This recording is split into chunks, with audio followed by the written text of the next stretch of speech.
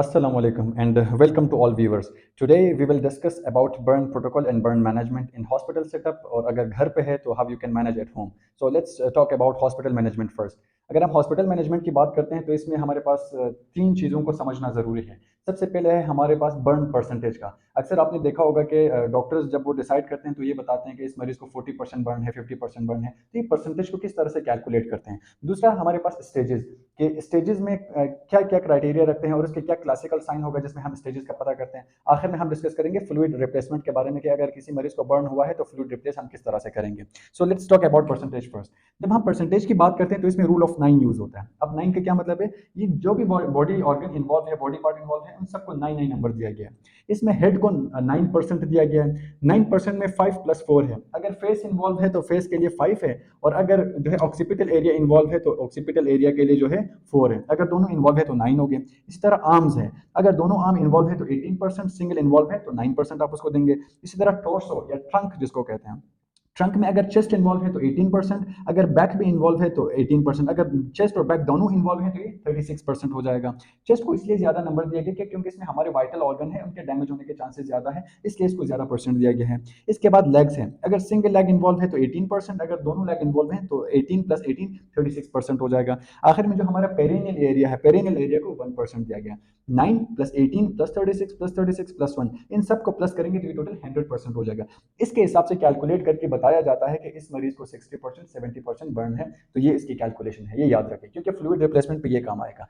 दूसरा हमारे पास है स्टेजेस या डिग्रीज के बारे में कि कौन सा स्टेज बर्न है।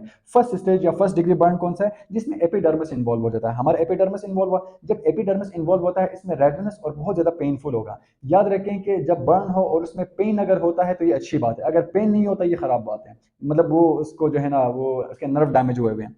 तो रेडनेस होगा और पेनफुल होगा, फर्स्ट डिग्री स्टेज है। सेकंड डिग्री स्टेज को याद रखें कि सेकंड डिग्री स्टेज में एपिडर्मिस के बाद डर्मिस भी हमारा हमारा इन्वॉल्व हो जाता है। लेकिन इन दोनों में जो फर्क है ना, अगर उसमें ब्लिस्टर डेवलप हो गया ना तो समझ ले कि वो सेकंड डिग्री बर्न है। अगर ब्लिस्टर नहीं है फर्स्ट डिग्री है, ब्लिस्टर है तो सेकंड डिग्री। प्लस एडिमा होगा, एडिमा के बाद जो है ना वो पेन होगा उस मरीज को। एंड थर्ड डिग्री में जो है एपिडर्मिस है, डर्मिस है और साथ में एडिपोज टिश्यूज भी इसमें इन्वॉल्व हो जाते हैं। तो ये तीनों जब इन्वॉल्व हो जाते हैं तो स्किन का कलर क्या होगा? स्किन का कलर व्हाइट या ब्राउन होगा और साथ में इस मरीज को पेन महसूस नहीं होगा। अगर मरीज को जो है स्किन बिल्कुल व्हाइट है बर्न की वजह से और मरीज को पेन नहीं हो रहा ना, ये खतरनाक बात है। इसका मतलब ये कि उसके नर्व भी जो है ना डैमेज हुए हुए हैं। और फोर्थ स्टेज पे जो है जिसको फुल थिकनेस कहा जाता है कि इसमें मसल्स, टेंडेंट और बोन भी इन्वॉल्व हो जाता है और इसमें स्किन का कलर पूरा ब्लैक हो जाता है। तो अगर फोर्थ स्टेज पे कोई मरीज बर्न हो जाए तो उसके बचने के चांसेस तो खैर वो बहुत कम है या नहीं भी हो सकते हैं।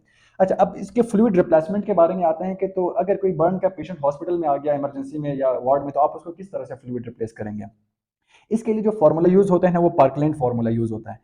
फॉर्मूला क्या है? 4 ml मल्टीप्लाई बाई परसेंटेज। यहां से आप निकालेंगे कि उस मरीज को कितना परसेंट बर्न है, 40%, 50, 60, जितना परसेंट बर्न है। 4 ml मल्टीप्लाई बाई परसेंटेज, जितना परसेंट बर्न है, मल्टीप्लाई बाई बॉडी वेट। उसका बॉडी वेट कैलकुलेट करके ये जो भी आपके पास फिगर आएगा ना, this figure is equal to, ये आप 24 आवर के लिए ये फ्लूइड होगा उस मरीज के लिए। Let suppose 4 multiply by percentage multiply by body wait हमने किया और इसका जो टोटल वॉल्यूम हमारे पास आ गया 3 लीटर आ गया, 3000 ml आ गया। तो ये 3000 ml जो है मैं उस मरीज को 24 आवर के लिए मैं उस मरीज को दूंगा। लेकिन अब इसमें एक चीज जो इंपॉर्टेंट नोट करने की है वो ये है कि इस 3000 ml का जो 50% है उसको मैं 8 घंटों में दूंगा। इसका क्या मतलब हुआ? अगर 3000 ml है तो उसका 1500 ml जो है मैं 8 घंटे में मैं उसको रिप्लेस करूंगा और बाकी की जो 1500 ml है उसको मैं 16 आवर्स में मैं दूंगा। 16 घंटों में आहिस्ता आहिस्ता जो है उस मरीज को मैं रिप्लेस कर दूंगा। अच्छा, इसके अलावा क्या कर सकते हैं हम? इसके अलावा हम ये कर सकते हैं कि अगर जैसे हाथ इन्वॉल्व है, आर्म्स हैं या लेग इन्वॉल्व है, तो इसको ठंडे पानी में रखना है। किसी टब वगैरह में आप पानी डालें या उसमें बर्फ डालें और ठंडे पानी में आप उसको रखें। क्यों? क्योंकि जब बर्न होता है तो बहुत ज़्यादा डिहाइड्रेशन हो जाती है, तो आपने उस टिश्यू को जो है ज़्यादा से ज़्यादा रिहाइड्रेट करने की ज़रूरत है। तो इसका अच्छा तरीका ये कि आप मरीज़ को ठंडे पानी में आप उसको रख दें ताकि वो ज़्यादा से ज़्यादा वो रिहाइड्रेट हो जाए। और दूसरी चीज़, पेन मैनेजमेंट आप किस तरह से करेंगे? एक तो आप कैनुला करके आईवी कोई भी पेन किलर आप दे सकते हैं। इसके अलावा अगर वो घर पे है, या ये जो दूसरी टिप है पेन को कम करने के लिए जो है घर पे भी यूज कर सकते हैं और हॉस्पिटल सेटअप में भी यूज होता हो सकता है। जब बर्न हो जाए तो उसके ऊपर आप अप्लाई करें पॉलीफेक्स प्लस।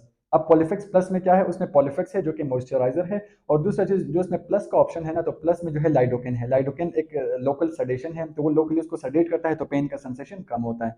अगर पॉलीफेक्स प्लस अवेलेबल नहीं है ना, तो सिंपल आप पॉलीफिक्स का एक ट्यूब ले लें और दूसरा जाइलोकेन का एक ट्यूब ले लें और दोनों ट्यूब को आपस में सही से मिक्स कर दें, पेस्ट बना दें और उस पेस्ट को जो है आप बर्न एरिया पे लगा दें, तो उसमें पेन सेंसेशन जो है ना वो लोकली पेन सेंसेशन कम होगा। बाकी ओरली भी अगर कोई पेन किलर वगैरह देते हैं तो लोकली और साथ में कोई सिस्टमेटिक कोई भी पेन किलर देते हैं तो इन दोनों से जो है आप मरीज के पेन को कम कर सकते हैं। सो आई होप कि आपको समझ आ गई होगी। So if you have any concern you can comment in comment box. Thank you so much.